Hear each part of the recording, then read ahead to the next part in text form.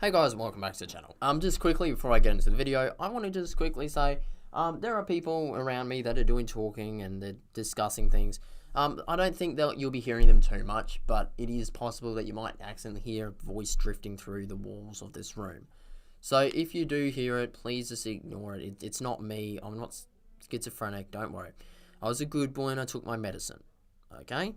With that out of the road, let's get on with the video. This war has really exposed how vulnerable people are to propaganda. And I don't mean to say that as a idiot who wants to sit around thinking that I'm immune to it and tell you how I'm so much more intelligent than you and you know nothing. What I'm doing this to say is just keep this in mind as a warning, okay? And this is something very important to understand. It's that when we sit around and we talk about propaganda, a lot of people don't really know what it is. They tend to think it's the big old posters of Stalin saluting, or something like Hitler, with his, with Himmler, or whatever the fuck his name was, the bastard in charge of the propaganda back then. You see, they tend to think it's that. The thing is, propaganda can be very mundane.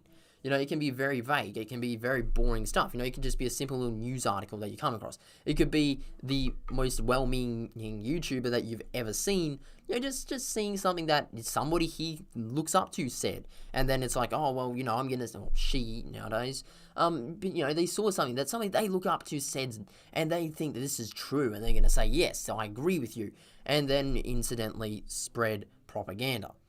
The problem is that it impacts all walks of life. Neither the left nor the right are immune to it, and the left and the right also spread it. And this is where exactly this video comes from. The Russia-Ukraine war has shown that, well, the further you go to either side, the more likely they are to agree on one point. That Russia is not the aggressor, or that Russia should not be attacked, or Ukraine shouldn't be supported. And this is a big problem. The problem is that this is very often not a genuine Western sentiment. This is not something that really originates from the West, but in fact it's something that originates from propaganda. And this is the whole problem. The problem is that Western political struggles have an issue. It's called freedom of speech, where basically any person can come to the table, put forward an argument, put forward something, and have an opinion. This means that the second somebody thinks that Joe Biden has been corrupt, everyone's going to dive on top of it on the right, and they're going to attack him and then try and use that as a weapon to bring him down. And if Donald Trump did something, then of course everyone on the right is going to try and get defensive over him, and everyone on the left is going to try and bring him down as hard as they can. You see, this is the problem. The problem is that we have not had a unifying force, and we have had nothing here in the West to actually unify us. Now, this might sound kind of weird. What does this have to do with propaganda? Well, let me explain. The problem is that when you sit down and you look at this, and you look at this unifying force, it means that everyone's on one side. They are fighting against a common evil. They're fighting against something. And that's why World War II, it was relatively easy to get people who were anti-Nazi or pro-Nazi. It was very simple. There weren't too many people sitting on the fence going, oh, well, I don't agree with what the Nazis are doing, but I don't like what the Brits are doing either. It was really hard to find that because everyone was involved. Everyone was united. Guys like Winston Churchill were standing there as a figurehead, and they drew people in behind them because they were unifying. People look up to that. People like a unifying leader. The problem is that we don't have that here in the West. You see, we don't have a major enemy. The Soviet Union collapsed in the early, I think the 1980s or so. China really is a really recent threat, but even then it's not really a threat to America as it is just a threat to the Pacific area. That's the immediate region. So even when we talk about countries like China, they're not really a threat. And this is the big problem. There's no unifying force for America. There's no group sitting here unifying the debate. There's no group that you have to have as a common enemy. And this means that divisions are very strong. It means that if you put something out that's pro-Donald Trump, it's going to get attacked by lefties. But if you put something out that's anti-Joe Biden, the lefties will also lose their shit. But you'll get support from right-wing people. And this is the big problem. It's that when Russia puts out propaganda, they know that. They recognize that. So you suddenly see from a lot of Russian propaganda posts points that appeal to both sides of the debate. One, Joe Biden's an evil, he's supporting Ukraine. He's shipping money off. He's sending all your taxpayer dollars because there's a corrupt criminal who, Hunter Biden is Ukrainian things.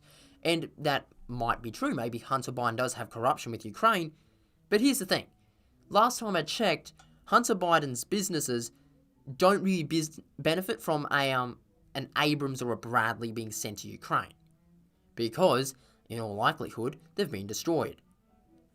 Or, on the other side of the spectrum, you have the argument that it's a war that's been supported by America, and we don't want to have that. We don't want another forever war. We don't want another, Afghanistan, another Iraq war. And this is something that really draws in the left-wing side of things. And this is where exactly you start to watch things fall apart. It's that, at the end of the day, people sit around sucking up the Russian narrative, failing to understand that it is Russian. And they think that it's their own. Because it's anti-Trump. What more could I want it to be on my own? Or it's anti-Biden. How much more?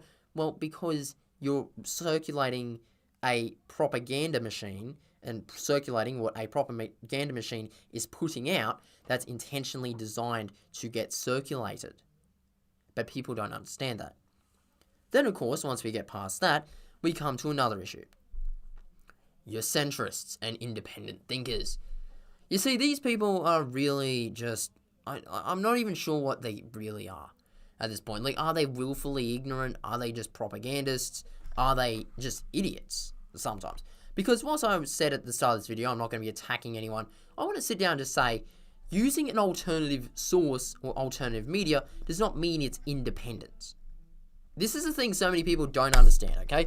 I have talked to people about, what news source do you use? Because, if you actually did independent research on the Russia-Ukraine war, you'd know things that maybe whilst Ukraine's hiding it up and that Ukraine would like to cover it up, you'd also notice a lot of things that Russia's trying to cover up, and you'd notice a lot of things that Russia's doing that are fucking horrible, that justify us supporting Ukraine. But this is the thing. I sit around and I look at it, and then these people go, well, I look into it, I keep myself educated, I support Russia because I look at all the information available that isn't the mainstream media. And there's your problem. You're thinking contrary news is independent news. This is the thing that really drives me up the wall, okay? This is something that really ticks me off as a history student, as a person who likes to look at this stuff. The thing is, the first point you learn in history, okay, is not what happens. It's how to judge a source. And this is where a lot of people really don't understand it. History is not a subject about learning. If we wanted to learn, there's every other subject out there, right? Every other topic, every other subject, every other discussion point, you will learn. History isn't about learning. It's about criticizing. It's about looking at a source and breaking it down, analyzing it. Where's the bias? Who wrote it? When was it written? Is it a primary? Is it a secondary? Or is it just batshit made up by Jimmy Gonzalez 22 on Core.com and who's totally a combat veteran? Don't try and ask or look up my name. Because the thing is, when you sit down and you actually look at it, a lot of these sources are not independent. And this is a mistake lots and lots of people make when trying to look at independent sources. They assume independent is contrary. They assume independent means different things to the American narrative. And they also seem to think that, or on the other side of it, you have people who seem to think that independent means different to the Russian perspective. This is the problem. It's that people look at the so-called independent source, and then they get their head filled with Russian propaganda, not knowing what the Russian propaganda actually looks like, and not actually realizing that maybe they're wrong. Maybe this is actually propaganda, and their independent source isn't quite so independent. This is the problem, okay? It's that I can find many a source that claims to be independent, that claims to be independent news media. But then when you really look at it, it's just the same old garbage. Because, once more, contrarian does not mean independent. Me criticizing Donald Trump does not mean that I'm an independent person. It just means that you seem independent to the left. Criticizing Joe Biden doesn't make you independent. It just makes you contrary to the right. No, contrary to the left, or whatever. Anyway, that's I probably mixed up my parties there. I apologize. But you see, this is the point that I'm going to make in this video. The problem is that a lot of people sit around looking at propaganda because it supports their ideology. It supports what they believe, and it supports what they want to believe. What they don't understand is that, well, it doesn't work like that. You see, people are lost, really. That's the thing about the modern day. People are lost. We need a leader. And people love looking up to their leaders. You know, Donald Trump, Biden, all these different guys, right? They look up to them as if they are the gods. The reason for this being that there is no unifying presence. Everyone always wants something to unify them. Like, this sounds really brutal and really disgusting, but history proves that humans want to be ruled. Like, I fucking hate saying that, okay? And I hate saying that, but that's the truth. We've always wanted to have some leader. We've always wanted someone to be there. You know, there's a reason why, you know, religion is such a big thing. There's a reason why monarchies exist. Because every single time we want to be able to put our weight onto somebody else. We want to make someone else carry us. And this is really where the problem lies. The problem is that people look up to these people, but they can't acknowledge their own flaws. They can't sit down and go, I'm a critical thinker, but what does this mean? You know, they can't sit down and look at something independently. And that's why, personally, I'm a centrist. I don't give a shit what Scott Morrison said. I don't give a shit what Albanese says. I don't give a shit what now Peter Dutton said. You see, the thing is, what I actually care about is who's got the good policies. Right now, Albanese seems to be a good Prime Minister. Did I like Morrison? Did I like some of the things he said? Did I like some of the things he did? Yeah, he was pretty good. But as a rule of thumb, he's not perfect. He's not, some Superman. He is, at the end of the day, a human, and he had flaws. And at the end of the day, Albanese seems to be slightly better suited for the role that he has to carry out. And this is why exactly I sit down and I'm doing this video. Because you need to look at this subjectively. No, you have to look at this objectively. I apologize, I've been mixing things up last period of school, so yeah. You need to sit down, you need to be able to look at things and go, what's the reality? Not what does my media say, not what does the media I like say, or what does the media that I don't like says. What does the actual media say? What's the unbiased opinion? And that's the reality. And this is where I'm just like to say, before you click on something, before you start to break it down, maybe sometimes just do some research on your source.